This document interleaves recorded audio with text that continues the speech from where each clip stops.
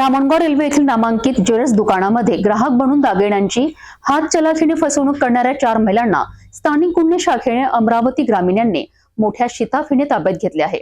या कारवाईत तब्बल 73,530 रुपयांचा मुद्देमाल जप्त करण्यात आला असून आरोपी महिला अकोला जिल्ह्यातील असल्याचे उघड झाले आहे। धामणगाव रेल्वे शहरातील प्रथम ज्वेलर्स आणि शारदा ज्वेलर्स या दुकानांमध्ये ग्राहक बनून आलेल्या बुरखाधारी महिलांनी मोठ्या सफाईने दागिन्यांची फसवणूक केल्याची घटना उघडकीस आली आहे। 28 नोव्हेंबर 2025 रोजी सायंकाळी 7 वाजण्याच्या सुमारास प्रथम ज्वेलर्स दुकानात आलेल्या 3 महिलांनी दुकान मालकाची नजर चुकवून 4 ग्राम वजनाची सोन्याची अंगठी किंमत अंदाजे 48,600 रुपये हातचलाखीने लंपास केली आणि त्या जागी बनावट बेंटेक्सची अंगठी ठेवून पसार झाल्या।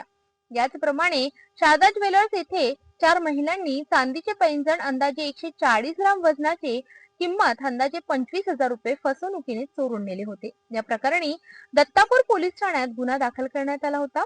त्यानंतर स्थानिक गुन्हे शाखा अमरावती ग्रामीणच्या पथकाने तपासाची चक्रे वेगाने फिरवत 13 डिसेंबर 2025 रोजी गोपनीय माहितीच्या आधारे धामणगाव रेल्वे स्टेशन परिसरातून 4ही महिलांना ताब्यात घेतले। या महिला अकोला येथील रहिवासी असून पोलीस चौकशीत त्यांनी गुन्ह्याची कबुली दिल्यानंतर त्यांच्याकडून 73,530 रुपयांचा मुद्देमाल जप्त करण्यात आलाय। सदर आरोपी महिला आणि मुद्देमाल पुढील तपासासाठी दत्तापूर पोलीस ठाण्याच्या ताब्यात देण्यात आला आहे।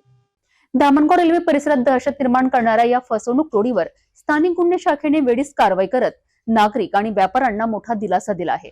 दागिन्यांच्या खरेदी विक्री दरम्यान नागरिकांनी अधिक सतर्क राहण्याचे आवाहनही पोलिसांकडून करण्यात आले आहे।